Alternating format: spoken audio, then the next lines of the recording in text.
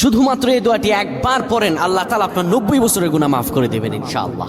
আপনার 90 বছরের গুনাহ মাফ হয়ে যাবে যদি মাত্র এই দোয়াটি যদি একবার পড়তে পারেন। আপনার ভাগ্য খুলে যাবে, রিজিকে বরকত আসবে, মনের ন্যাক আশা পূরণ হবে, আল্লাহ আপনার সব দোয়া কবুল করে দিবেন। সুবহানাল্লাহি ওয়া বিহামদি।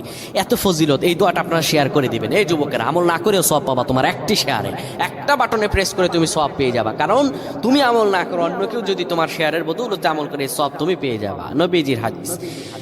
আমার ভাইয়েরা, আল্লাহর কাছে দোয়া করে, আল্লাহর কাছে দোয়া চাওয়া, এটি হলো মুমিনদের কাজ। আমার আল্লাহ বান্দাকে বলেন, বান্দারে উদউনি আস্তাজিব লাকুম, আমার কাছে চাও, আমার কাছে চাইলে আমি আল্লাহ তোমাকে দিয়ে দিব।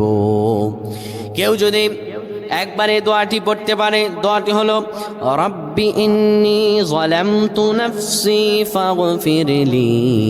কেউ যদি এই দোয়াটা একবার পড়তে পারে, আমার আল্লাহ তাআলা তার 90